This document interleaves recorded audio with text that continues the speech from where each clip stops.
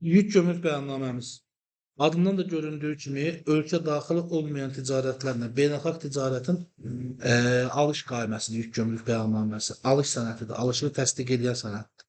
Yük gömrük bəyannaməsinin üzərində görünən bütün rəqəmlər, ödənilən rəqəmlər nəqd ödənsiniz belə nəqdsiz hesablaşma sahib. Səbəbi də ondan ibarətdir ki, ödədiyiniz zaman birbaşa kassanızdan qarşı tərəfin xəzinədarlıq hesabına köçürülmüş görülür. Yəni birbaşa qarşı tərəfin hesabına oturulmuş görünür. Yük gömrük bəyannaməsi də elektron qaymələrimiz kimi, ümumiyyətlə qaymə kimi, təhvil təslim aktı kimi üzərində iki şirkətin bütün məlumatları, aracı şirkətin məlumatları, məhsul haqqında informasiyalar, keçdiyi gömrükləmələr, müqavilədəki gömrükləmə inkoterms qaydaları və onların şərtləri, o kimi rəqəmlərin hamısı qeyd olunur. Amma ən vacibi ölkəyə daxil olan malın və yaxud da ki, nəqliyyat vasitəsinin və yaxud da ki, avadanlıq və texnikaların kodları gömrükdə təsdiq olunur. Yəni o kodlar məhsul virtual sistemdə, ölkədə girəndə sizin müəssisənin üzərində kodlarla görünür. Siz o əgər satılacaq maldırsa, satdığınız zaman həmin kodla satmalısınız. Yox, avadanlıqdırsa, sildiyiniz zaman o kodla silməlisiniz. Nəqliyyat vasitəsidirsə, inventarlaşdıranda bir şəkildə o kodları istifadə etməlisiniz ki, və yaxud da ki, sildiyiniz zaman müəssisəyə hansı nəqliyyat vasitəsinin hardan gəldiyi və hara getdiyi hərəkəti, mənbəyi, hərəkəti və sonluğu dövlət müəyyənləşdirə bilsin.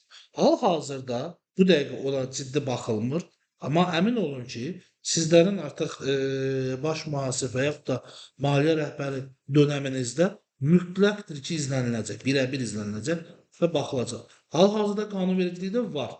Yoxlama gəldiyi zaman birbaşa yerində malların hərəkət cədvəlində onu izləyir. Uyğunsuzluğu müəyyənləşdirdiyi zaman səhv etmirəmsə, birinci halda 10%, eyni əməliyyatı təkrarlamısansa 20%, daha sonra 40%, dördüncü 60 və ondan sonra isə başqa inzibati tədbirlərə keçirilir. Yəni sən mütəmadi bu bir növ əmtəhsiz mal dövriyyəsi kimi göstərilir. Sən faktiki göstərirsən ki, mənim malım gəlib. A malını B malı kimi satmış olursan, ikili problem yaşamış olursan. B adı ilə satanda B malı almamısan axı. B malını əmtəhsiz mal kimi satmış olursan, digər tərəfdən də ambarında A malı axtarır. Gəlir ambara baxır, görür ambarda A malı yoxdur. Deyirsən, A malı gəlib baxmısan Türkiyədən. Hani bu A malı? Deyirsən ki, satmışam da. Deyir, axı göstərməmisən, səndə A malının çıxışı yoxdur. Deməli, qeyri-qanuni satmışsan. Yəni, vergidən yayınmışsan. Bir də səni yayınmaya görə cərimələyir. Yəni, bu çox ciddi bir problemdir. Gəlin, ilk gömrük bəyannaməsi ümumi bilməm necə görünür oradan. Sənədlə bu ön səhifəsidir, bir də bunun əlavə vərəqləri olur. Biz əsasən ön səhifəsini öyrənirik. Lazım olanı bizə odur. Bu sənədin işlənməsini gömrük əməkdaşları işləyirlər. Bu sənəd işlənə bilsin deyə 4 dənə ana əsas qrup sənədlər lazımdır. Bir, iki şirkət arasında, yəni beynəlxalq şirkətlə bizim aramızda olan müqavilə. Əsas ana sənəd odur. Müqavilənin əlavəsi və yaxud da ki, təhvil təslim aktı, belə deyə, protokolu lazımdır ki, 3 SMR deyilir, yəni nəqliyyatın göndərilməsi üçün lazım olan bəli, tonajları falan qeyd olunan sənəd və 4-cü, əgər ödəniş etmisinizsə daşıma ilə bağlı, yəni bu məhsulu daşıyan şirkət əlavədirsə, yəni daşıma qiyməti məhsulun içərisində deyilsə, o zaman daşıma şirkəti ilə aranda olan hesab faktura və onun ödənişini də təqdim edirsiniz və bu yük gömrük bəyannaməsini gömrük əməkdaşları hazırlayırlar. Və biz bunu sistemdən çıxarırıq. Mühasib olaraq gəlirik bizim üzərimizə düşən işə. Bu bizlər gömrükçülərin işləri idi və təchizatçıların işləri idi. Mühasibə üzərinə düşənlərdir. Mühasibə sənəd gəlir, baxır belə bir yük gömrük bəyannaməsi gəlib. Birinci yük gömrük bəyannaməsinin müqaviləsini müəyyənləşdirir. Müqaviləsini müəyyənləşdirəndə baxır, tapdı müqaviləni və onu yük gömrük bəyannaməsində müəyyənləşdirmənin özünün yeri var uşaqlar. Baxın, bütün sənədlər var. Hansı ki, deyək ki, eyni şirkətlə bir neçə dəfə ticarət eləmişsiniz. Bu mallar arxa-arxaya gəlib çatıblar da aydın bir olaraq və siz bilmirsiniz ki, bu yük hansı müqavilənin yüküdür? Hansı hesab fakturanın yüküdür? Invoice-la alınıbdır. O zaman baxın, balacalaşdırıram ki, bütöv ümumi sənədlə yenisiz biraz aşağıya. Bax burada neçə nömrəli yerdir? 44 nömrəli 44 nömrəli bölümdə kodlar var və qabağında rəqəmləri var. Bunlar nəyi göstərir? Invoice-un, müqavilənin nömrəsini, bunun altına gedən, məsələn, qida məhsuludur, qidadakı aidlik kodunu göstərir. Qida təhlükəsizlik agentliyindəki. Bütün bunun müqavilə nömrəsi çox şübhə ki, 01 idi, 4011 idi bunlar. Bəli, 558, hə. Bu nömrələr bunun içərisinə gedən sənədlərin nömrələridir və bu da tarixləridir. Bunlarla uyğunlaşdırıb yük gömrük bəyannaməsini müəyyənləşdirir mühasib. Eşidirsən? Sən bu tərəfinə baxma. Heç bilmə əzbər. Bax, bunları 2015-də 301-dir. Bunları əzbər bilmə. Sənin qabağını mən nəyi izah edirəm? Lamiq xan, mühasibsiz, düzdür? Sizə nə iş lazımdır? Sənədi müəyyənləşdirmək və sistemə girmək. Düzdürmü? Sivas'taydı 2015-2020. Yox, lazım deyil. Niyə? Çünki sənin qabağında olan sənədlər toplusunda müqavilənin nömrəsi, qarşındakı invoice-un nömrəsi və tarixi var.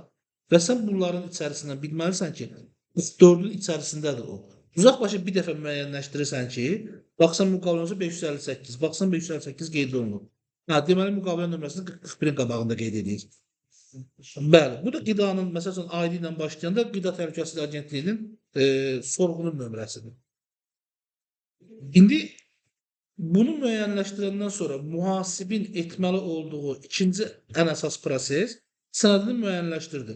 Bu sənədi sistemə daxil etməsi var. Sənəd sistemə daxil olunarkən harda qeydiyyatını aparmağınızdan asılı olmayaraq. Birinci invoice qeyd olunur. Yəni, invoice-da, bu da belə deyək də, gömrüyə daxil olan perform invoice-dan getmir, faktik invoice-dan gedir söhbət. Avans köçürdüyünüz invoice-dan getmir. Yəni, birbaşa gömrüyə daxil olan faktik invoice-dan gedir söhbət. O invoice sistemə qeyd olunur.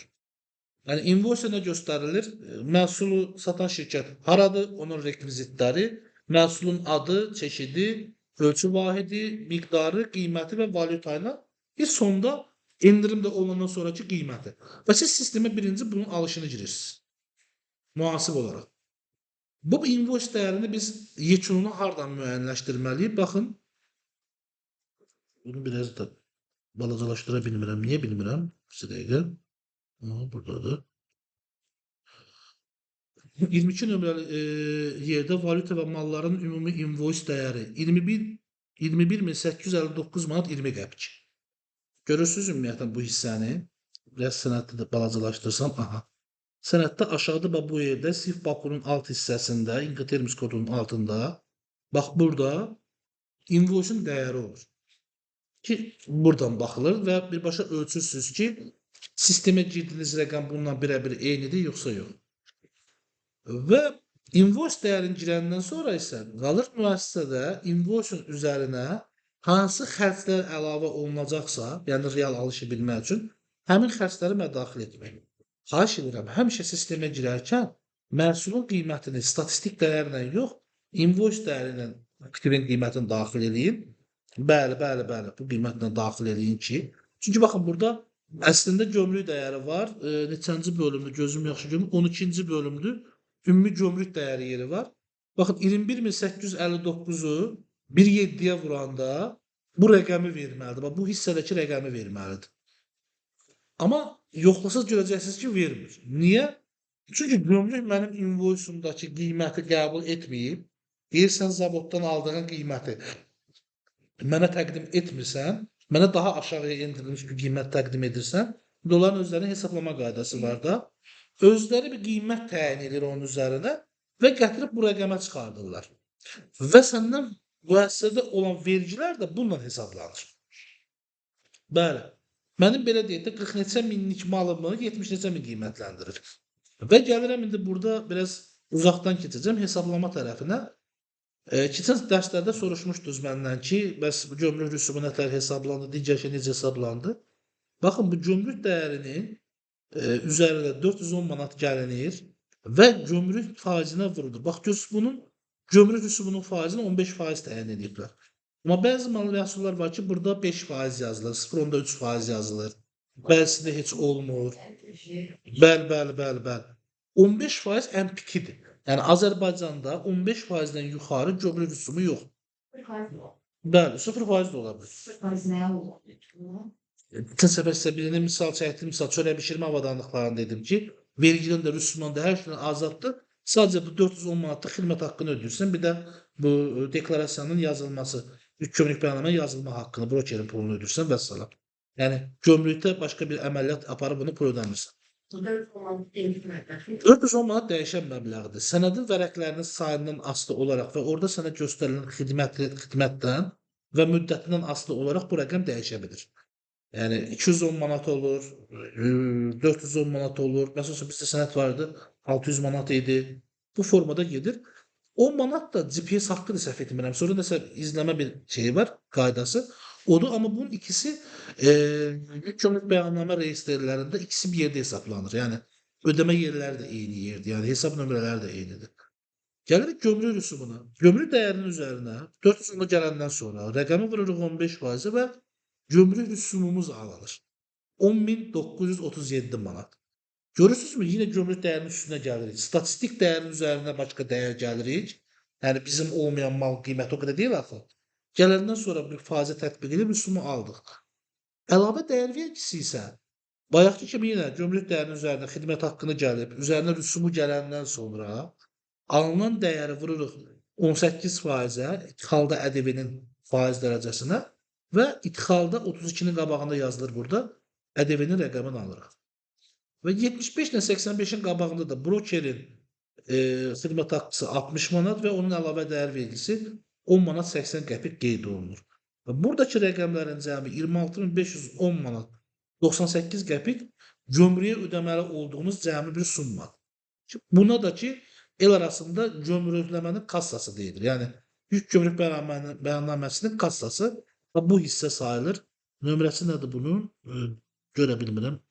Böyütsəm dəqiq deyərdim. B gedir 48-in alt hissəsindədir. Gəlin belə deyək də, ən aşağı hissə var, tarix olan yer onun üzərindədir. Vərəqin aşağı bölməsindədir. İndi bir dənə bunu balacalaşdıraq. Bu kassa hissəsi ödənişi tamamlanan hissəsidir.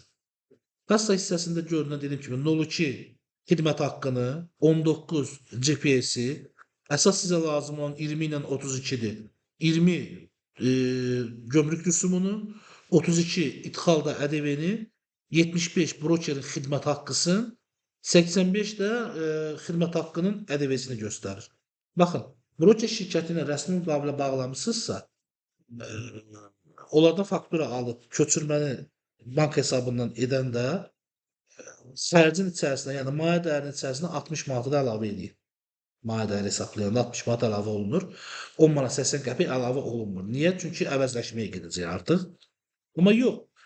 Broker şirkətinə hər hansı bir nəqd ödəniş edirsinizsə yerində, o zaman 10 manat 80 qəpik 60 manatla bir yerdə 70.80 olaraq birbaşa xərcə daxil olunur.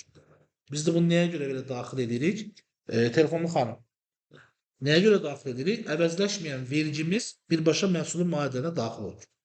Yəni biz bunu əvəzləşdirmiriksə, malın maddəsinə daxil eləməliyik vergini. Ödədiyimiz vergini.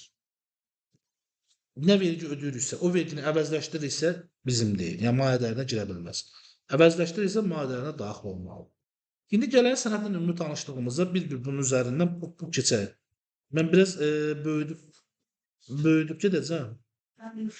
Tamam. Gömrük bəyannaməsinin adlandırma hissəsi hər zaman yuxarıda valyuta mütləq qeyd olunur. Yəni valyuta hansı indeksdədirsə, 1.7-də də Azərbaycanda sabit, 1.7-də qeyd olunur. Bu sən əməliyyata başladığın tarixdə olan valyutadır. Yəni kursudur. Bəli. Orta kursudur. Bax, burada göz qoşma vərəqin sayını da göstərir ki, bundan sonra, bu vərəqdən sonra neçə dənə vərəq var, deyir bir dənə. Deklarasiyanın sistemə girilmə vaxtı, yəni yazılma vaxtı 6.09.24-dür. O tarixi göstərir, nə vaxt başlanır. Çünki sən gömrükləməyə başlaya bilərsən ayın 6-sında, gömrükləyə bilərsən ayın 10-unda. Məhsul buraxılar. Bəli. Burada bizə lazım olanlardan birincisi göndərən firma, görürsünüz burada yazılır, Arta Sabalan Diyana Astara İran. Bu bir şirkətin adı, bax İran məhsuludur. Alireza Norpur Təbriz İran tapşırığı ilə. Bax bu şirkəti görürsüz. Təbriz İran qeyd olunub bax. Bunu görürsüz. Bu firma tapşıran firmadır. Bu firmanın qeydiyyatı İran deyil. Bax bu firmanın qeydiyyatı məsələn Türkiyədir. Gönderilir ki. Yox, göndərən ölkə budur bax. Yazılı İran. Bax, göndərən ölkə İrandır, bəli. Sonra ne gören şey? Onu izah edirəm də. Səbrin olsun. Aşağı hissədə tapşırıqçı var. Necədir? Bu Amerika şirkəti də ola bilər. Azərbaycan şirkəti də ola bilər. Başqa şirkət də ola bilər. Mən belə bir ticarət aparıram. Baxın. Malı alıram sizdən. Mal göndərən sizsiz. Amma mənim ticarətim xanımlandır. Sizi tanımıram heç. Yəni sizlə əlaqəm yoxdur. Bəli. Mən xanımla danışıram, müqaviləmi bağlayıram ki, mən bu malı istəyirəm. Bəli. Pul da köçürəm ona. O sənə pulu verir, sənə pulu vermir. Sizinlə nə əməliyyat edəcək, mənə maraqlı deyil. Mənə məhsul gəlir, gələndə sizin adınız sifarişli kimi qeyd olunur tapşırığı ilə və mal göndərən şirkət də qeyd olunur. Ki, kim göndəribdir? Və alt hissədə bunu kim alacaq? Dönü hansı şirkət alacaq? Şirkətin... Onun dediydi, onun tapşırığıydı. Bəli. Yani aşırı sipariş veren bir kadın bir de gönderdi. Bu Mal alıcı budur, bu hissədə olandır. Alıcı bu hissədə olandır, Azərbaycan şirkətidir. Alıcı sifarişini buna veribdir, bu da sifarişini bu şirkətə veribdir. Sen alırsın. Mən malı alıram Alireza Nurpurdan, o da adını belə deyim. Kimlə alır mənə maraqlı deyil. O mənə artıq sənət gələndə görəcəm onu. Sənət gəlməyənə qədər heç görmürəm də. Ki, hansı firmadan gələcəm. Maraqlı deyil. Mənə həmin çeşid istədiyim məhsul lazım. Sifarişçinin burada baxın, görürsünüz bir dənə adres qeyd olunubdur. Bu adres mütləq sistemdə qeydiyyatda olmalıdır. Ambar kimi qeydiyyatda olmalıdır yəni. Yəni verginin kargüzarlığından girməlisiniz, bu ambarı vergidə qeydiyyata qoymalısınız. Çünki bu əllə yazılmır yük gömrük bəyannaməsinə. Burada sistemdə avtomatik sənin vönün vurulanda neçə ambarın varsa çıxır. 4 ambarın varsa səndən soruşurlar, hansı ambara gedəcək? Sən ambarı deyirsən adresini, onlar həmin adresi seçirlər. Kargo şirketler kim? Ola bilər, bəli. Bunun əhəmiyyətli tərəfi nədir? Məhsul gətirərsiniz, ambarınız olar, ambarınızı vurmalısınız sistemə. Vergidə ambar sistemə düşənə qədər malınız gömrükdə qalacaq, deklarasiya yazıla bilməyəcək. Və ona prostoy yazılacaq orada, bəli. Puldur. Onun üçün mütləq buna diqqət edirsiniz. Və burada sizin şirkətiniz adından, alt hissəsində, sizin şirkətiniz adından gömrükdə əməliyyatları aparan brokerin məlumatları qeyd olunur. Məsəl üçün, bu müəssisəninki MyHelper olubdur. Yəni, öhdəliyi o götürüb, sənədləşmələri o aparıb, sistemə gömrük bəyannamələrini o giribdir, seçməyə o seçibdir, bizim vəkilimiz kimi orada çıxış edibdir. Bizə xidmət göstərib. Bəli, bizə xidmət göstərib. Və bu hissədəki ən maraqlı yerlərdən biri, əgər mütəmadi olaraq daşıma şirkəti, siz lojistik şirkətində olmuşsunuz deyəsən. Bəli, bax, xanım kömək edə bilərsə deklarasiyanın yazılması ilə bağlı. Niyə bəs? Orada sən... Yok biz de köçürüm onlar bir resimler ve karası. Aydındır. Baxın, o tipli şirkətlərdə və yaxud da daşıma şirkətlərində ən vacib olan şey bu hissədir. Bu nömrəni görürsünüz. 92 AC 350 bir də qoşqunun nömrəsi var. Unutmayın. Rusiya Federasiyasından və yaxud da ki MDB-dən, Belarusiya, Rusiya, Ukraynadan məhsul gələndə orada belə bir qayda var. Qaradənizdə kimi bir dənə qoşqu ilə gəlir. Yəni, tırın baş tərəfi başqadır. Qaradəniz keçəndən sonra ayrıdır. Siz onu etibarnamədə və sənəddə göstərməlisiniz. Əgər sərhədi keçdiyi zaman bu öndəki qoşqunun nömrəsi eyni olmazsa malınız qaldı oradan etirazda. Gərək bir də o birisi gəlib malı geri aparar. Yəni Rusiyadan çıxır atırı ilə, deyək ki nömrəsi 92 AG 500-dür. Gəlir Qaradənizə çatır, çatanda onu başqa tır qarşılayır, tırın özü, arxasını yönür.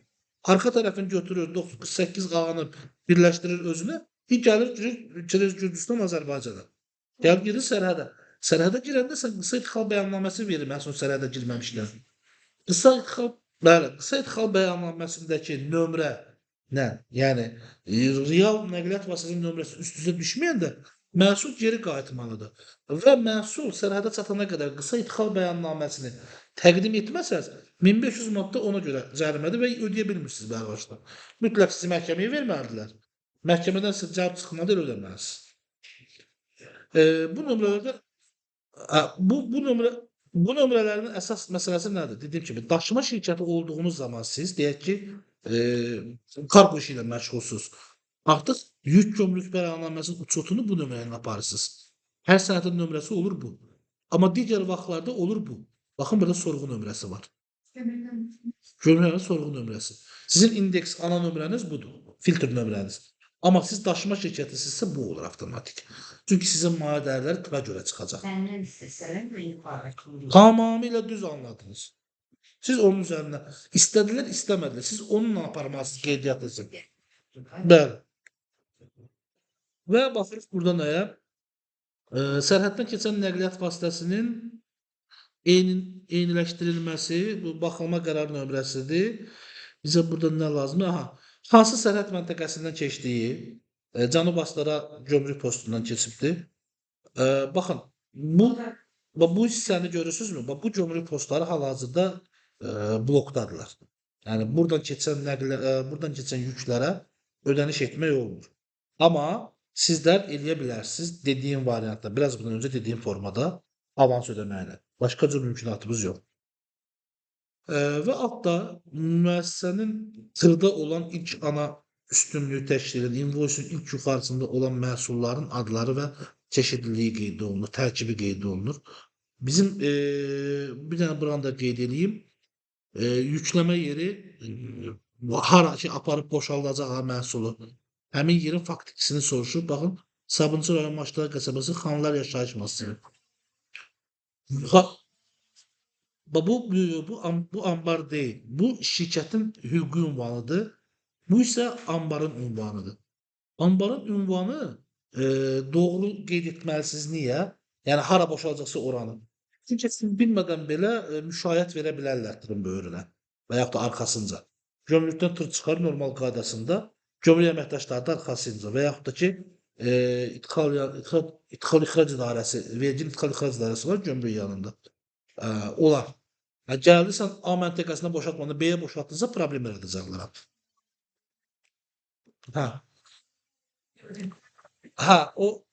Həmin şeydə baxdım aşağıda qeyd olunubdur. Burada nə var? Deməli, konservləşdirilmiş balıq, məhsulun nə olduğu qeyd olunur. İstehsal ölkəsi qeyd olunur.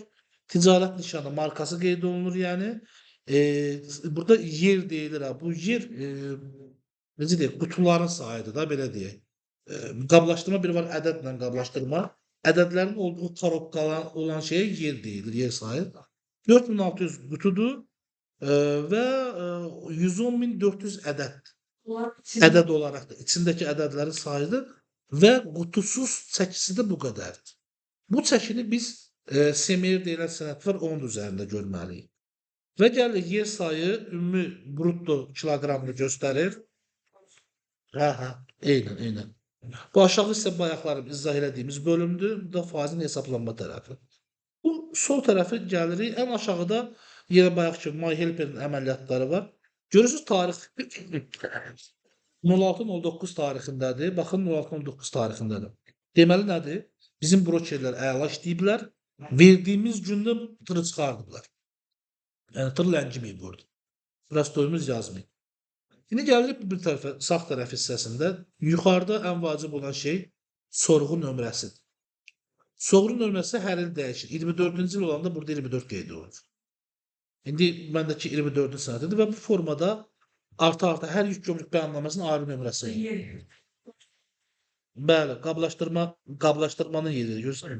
Bəli.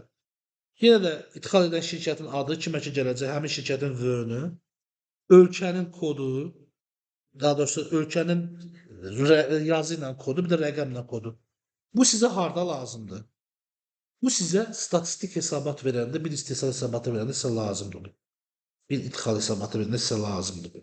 Çünki orada gömrük bəyannaməsinin açıq və bağlı olmasına görə yazmalısınız və orada hansı ölkənin kodunu, məsələn, məhsul hansı ölkədir seçdiniz, İran, kod nədir? Kodu bilmək üçün buradan tapmalısınız. Elə əzbərdə kod qalmır ki, adamda bu 364-dür. Ayrı kod var, bəli. Ölkənin açıq adı qeyd olunur. Burada Azərbaycanın koduna, İranın kodu təkrar bir də qeyd olunur. Baxın, mənşə ölkəsi. Mənşə nədir? Məhsulun istehsalatçısı olan ölkəsi. Məhsulu hara istehsaldır? Made in Azərbaycandır, Made in İrandır, Made in Chinadır. Mənşə odur. Mənşə sertifikatı da məhsulun üzərində bir dənə olur. Yəni sən o məhsulu al burada üzərində başqa qablaşdır, Made in Azərbaycan yaza bilməzsən. Gərək 70% dəyişiklik etmiş olasan ki, ona Made in Azərbaycan yaza biləsən.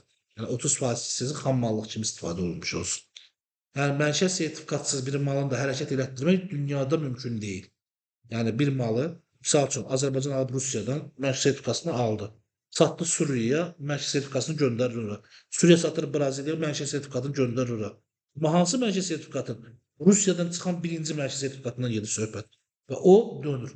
Onun kodu da internetdə vur çıxmalıdır yəni, mümkündür. Mənşə. Onun orijinali bu şekilde. Bəlbəttə, sənə vermiş. Makral tasdik edilir.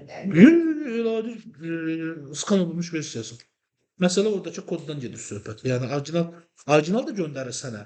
Orijinal çox vaxt tırda batır, yəni gətirib sənə çıxarda bilmirlər və yaxud da gömrükdə götürürlər, qalır. Yəni bir şəkildə gəlib çıxır müəssisə. Amma onun aidiyyatı yoxdursa, onun nömrəsi səndə olmuş olsun. Və burada əsas məsələlərdən biri uşaqlar. Çatdırılma şərtləri. Buna Incoterms qaydaları deyilir. Zəhmət olmasa tapşırıqlarınızdan biri Incoterms qaydalarını internetdə vuracaqsınız, baxacaqsınız ki, nə çıxır. Bir neçə dənə sizə belə şkala çıxardacaq, çərçivə çıxardacaq belə. 1A4.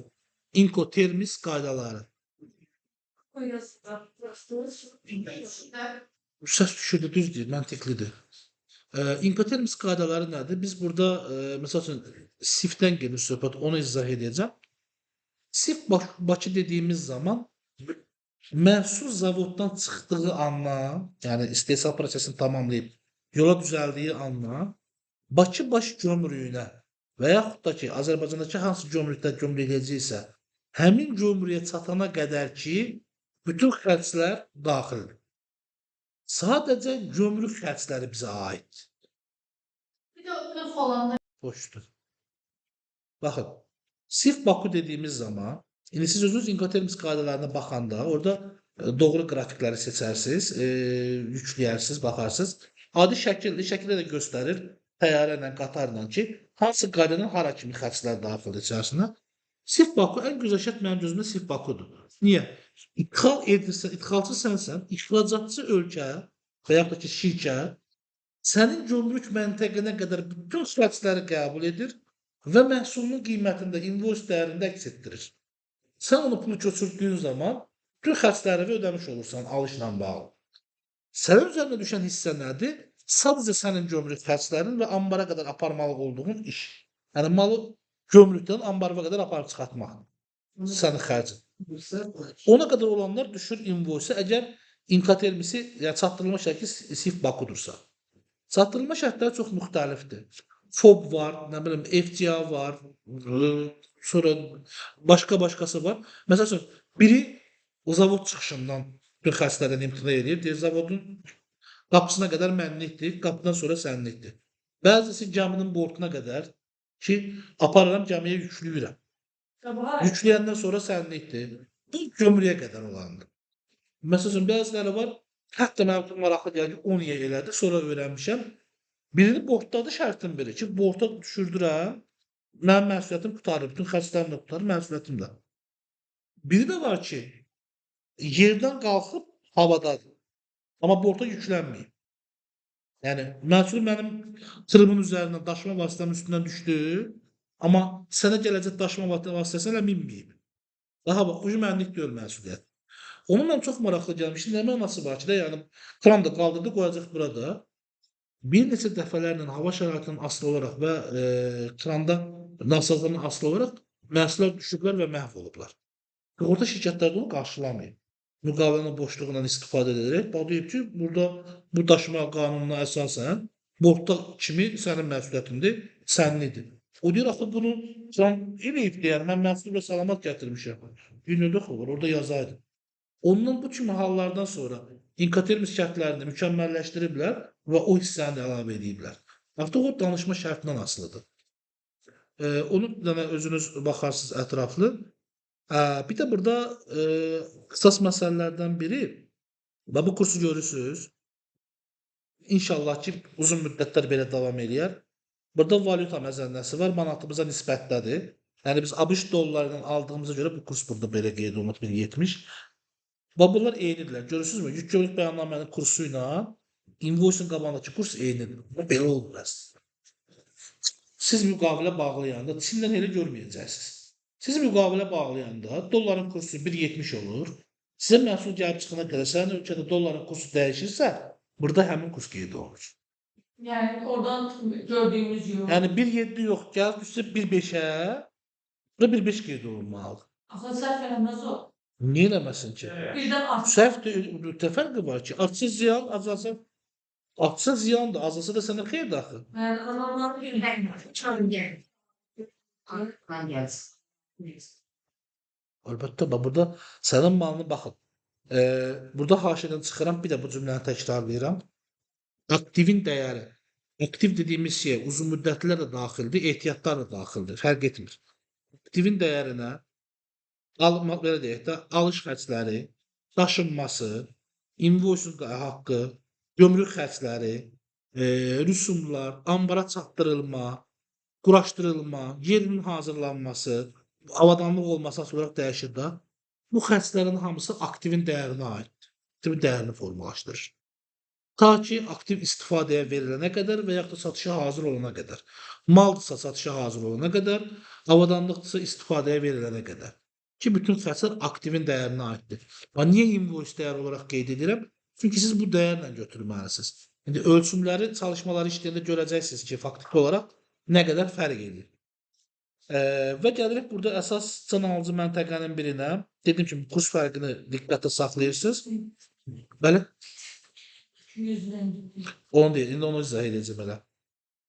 Baxın, burada görəcəyiniz rəqəm 3 cür yazılır.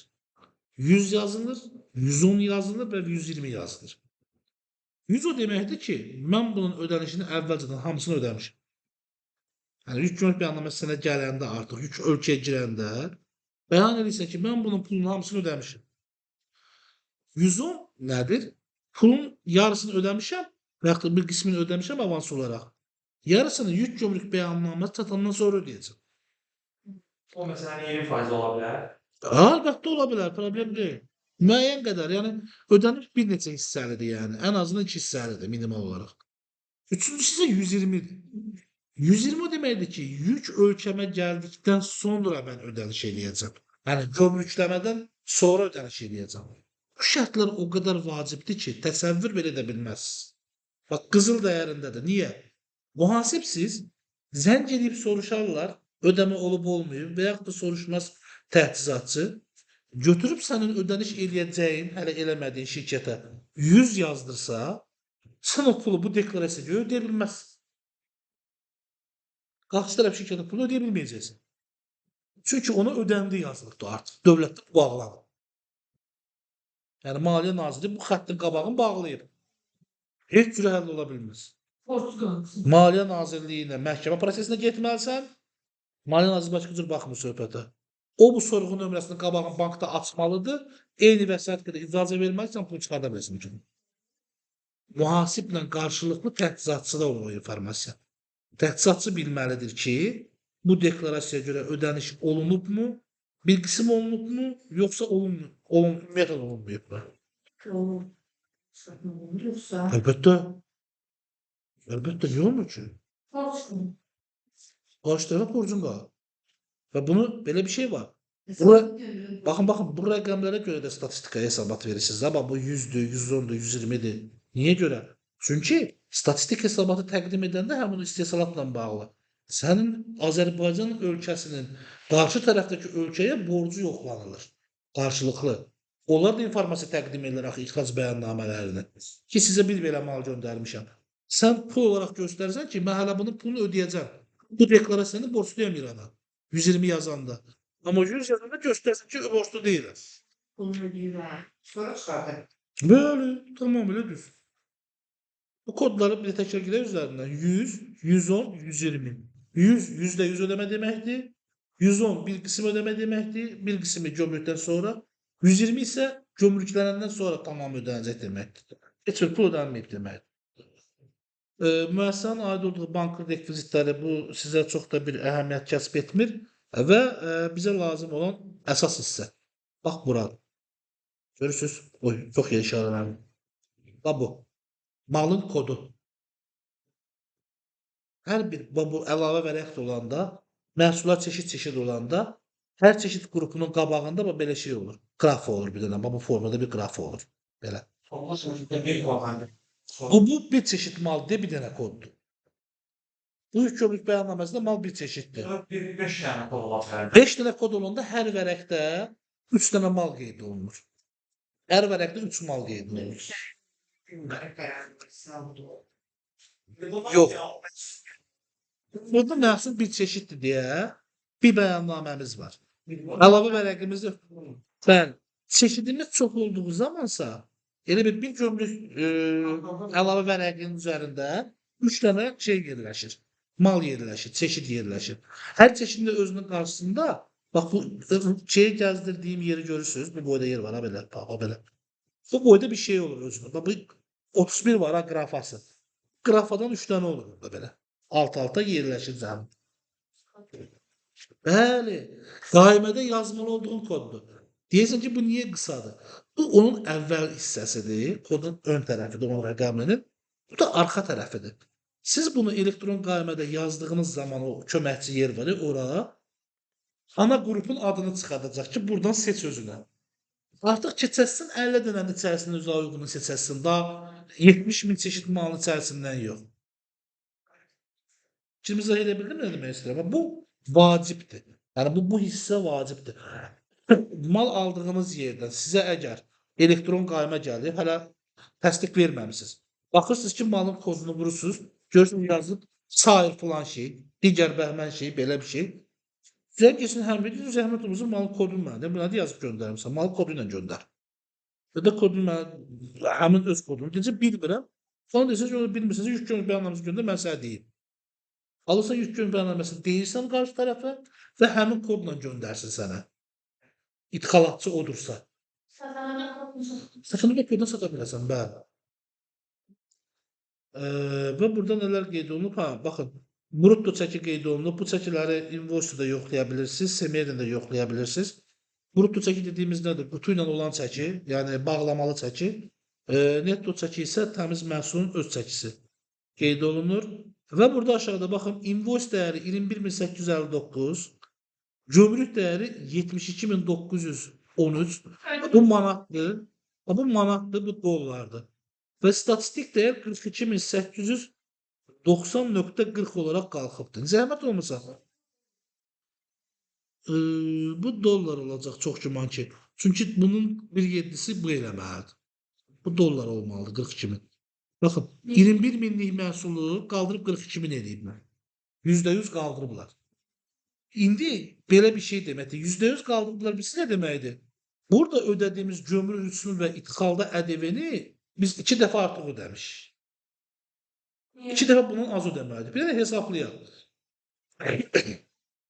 Ümumi dəyərimiz nə qədərdir bizim? 21.859 dollar.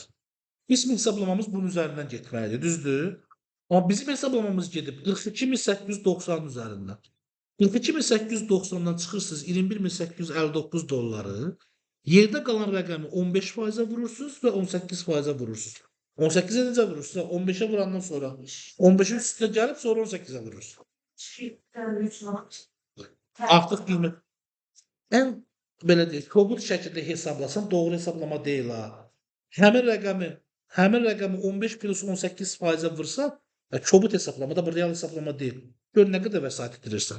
Bu malın qiymətinə daxil olur, bizim bazara girir. Bu formada. Bəli, tamamilə doğru. Eləmək olmur. Da malı saxla deyil, veri araşdırmaya. Getdi 7 ay orada mal sürüdür. Tamamilə düz. Bəli, bax, invoice dəyəri dollarlandır, statistik dəyər dollarlandır, gömrük dəyəri manatlandır. Əlavə dəyər vergi hesabatını verdiyimiz zaman yük gömrük bəyannaməsini əvəzləşdirmə eləməliyik. Hesabatın əlavə birində. Və orada əvəzləşməni eləyəndə sorğu nömrəsini qeyd edirik. Bu tarixi qeyd edirik. Yəni yük nömrəsinin tarixini qeyd edirik və deyir mənə rəqəmi yaz. Rəqəmi yaz deyəndə mən ona götürüb nəyə qeyd edirəm? Və buradakı 15.093 var ha, 15.093 manat 13 qəpik. Bu rəqəm bölünsün 0.18-ə. Alınan cavabı yazıram ora. Buna ixtiyarım. Yazan kimi qabağına çıxır həmin bu rəqəm 15.093 manat .13 qəpik. Və mənim əvəzləşməmi təsdiqləyir.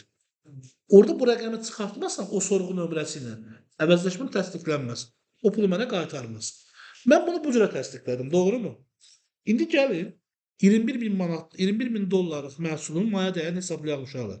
Zəhmət olmasa 21.000-i 21.859.20-ni vurun bir 7-yə,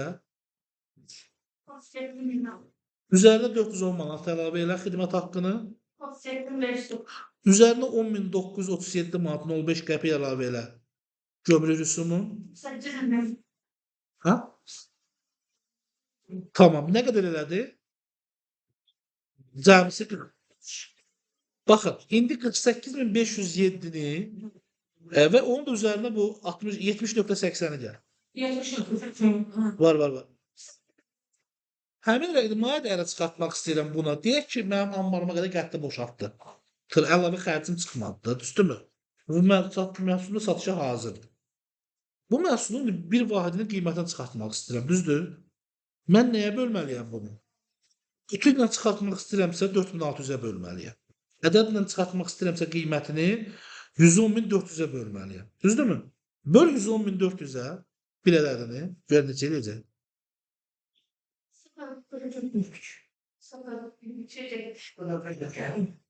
Çoxu düz. Ha, tamam, 4 qəpik. İndi gəlin bura. Mən bu məhsulu 45.000, ümumi rəqəm var da 45.000. 45.000-lik malı mən üzərinə nə qədər qoyub sata bilərəm ki, Azərbaycanda? Onun vergisi 18%. 7.500-dən yuxarı eləsin. Mən də halda o məhsulu Birisi də demək istəyirəm burada. Məhsulun üstə mən 20% qoysam da borcum əmələ gəlməyəcək. 50% qoysam da borcum əmələ gəlməyəcək. Bilirsizmi niyə? Çünki gömrükdə məndən 7.500 manatlıq əlavə pul almışdılar. Və mən o pulu dövlətdən almışam 15.000 kimi geriyə. Malı satanda mənim 15.000-dən yuxarı borcum əmələ gəlməlidir. Biz nə öyrəndik keçən dərslərdə? Ki, üzərinə qoyduğumuz pula görə borcumuz əmələ gəlir. Biz də üzərinə bu tırın 10.000 pul qoymuşuq deyək ki. 10.000 deyilir 1800 manat. Niyə dövlətdə mənə borcu qaldı? Niyə yox? Bax, niyə bax, 45.000 gəlin rəqəmi yuvarlaq götürək. Bu rəqəmlərin səhv olma səbəbi nədən ibarətdir? Gömrük niyə belə edir? Onu da izah edim sizə. Bizim malımız gəldi 100.000-ə. Başa gəldi, çıxdı. Bizim özümüzə, faktiki real. Invoice dəyərindən götürəndə. Mən 100.000-lik malın üzərinə 30% qoyub satacağım. Neçəyə satacağım bu malı? 130.000-ə, düzdür? Yəni 100-ün 30%, 130.000. 130.000-in 18%-i də dövlətə borcum əmələ gəlməlidir. O əlavə dəyər vergisi. Zəhmət olmasa 130-un 18%-ni hesabla. Aha, 130.000-in.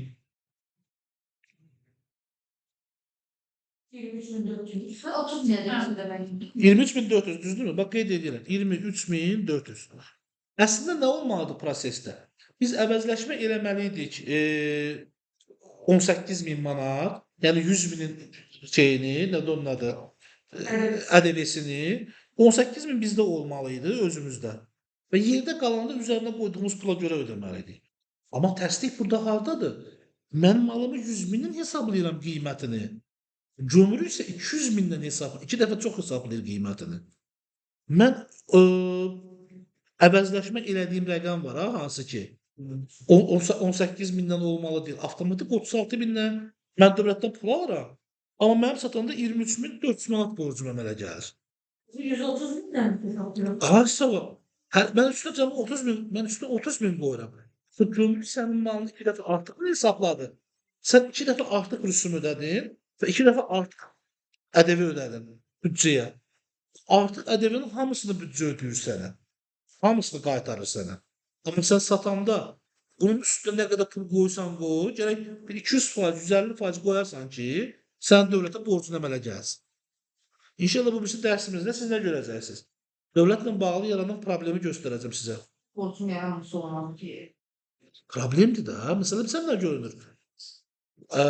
Vergilər Nazirliyinin sistemi AVIS sənin ambardakı malının dəyərini gömrük dəyəri, üstəgəl rüsum, üstəgəl xidmət haqqı kimi görür.